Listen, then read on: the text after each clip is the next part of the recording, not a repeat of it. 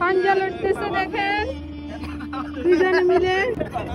কে first হয় দেখি, কে first হয় দেখি।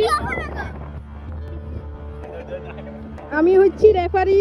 1 2 3 1 2 3।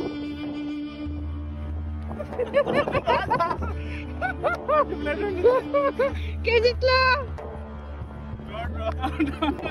তাহলে সুরবা জিতে গেছে কেন? সুরবা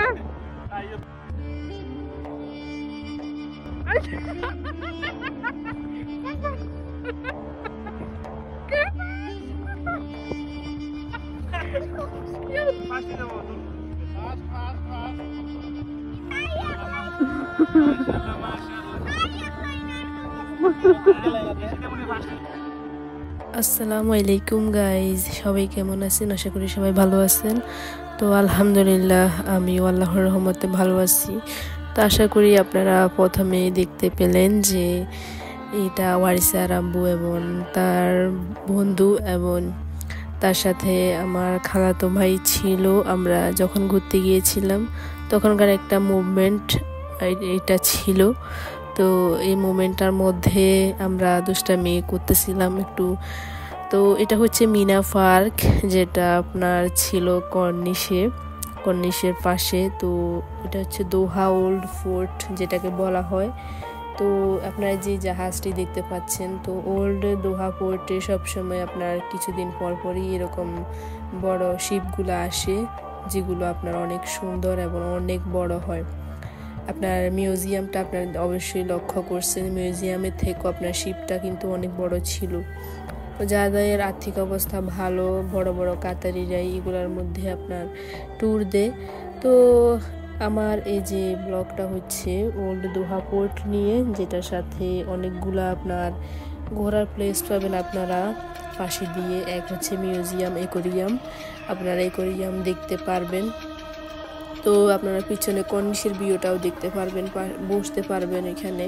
তো আপনারা এখানে বিশ্রাম করতে পারবেন, জগিং করতে পারবেন, অবসরে আপনারা হাঁটতে পারবেন। হাঁটার জন্য তো এটা একটা বেস্ট জায়গা, আপনার গোল করে আপনারা এখানে বসে হাঁটতে পারবেন এবং আড্ডা দিতে পারবেন। তো আমরা এখানে আড্ডা দিতেছিলাম, কিছুক্ষণ বসে বিশ্রাম নিতেছিলাম। আর ওরা দৌড় প্রতিযোগিতা করে একদমই কাহিল হয়ে গিয়েছিল, তো ওরা বিশ্রাম নিতেছিল। তো এখানে আপনারা সুন্দর ল্যান্ডস্কেপ সহ চমৎকার আপনারা যে দৃশ্য, এগুলো সবগুলো দেখতে পারবেন এখান থেকে। এই সুন্দর জায়গায় আপনারা যদি যান, তাজা বাতাস তো আছেই। তো তাজা বাতাসের জন্য নিঃশ্বাস আপনার নিতে অনেক সুবিধা হবে এবং আপনারা বিশ্রাম নিতে পারবেন।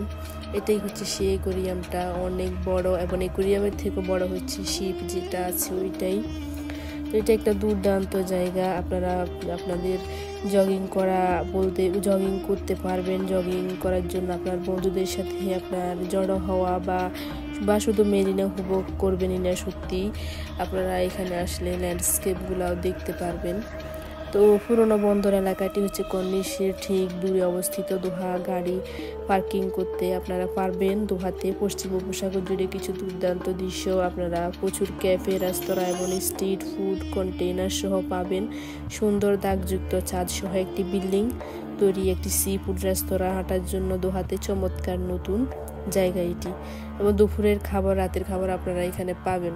তো আমার আজকের ব্লগটা খুবই শর্ট। তো আশা করি সবাই ভালো থাকবেন, আমাদের নেক্সট ব্লগের জন্য অপেক্ষা করবেন। আল্লাহ হাফেজ।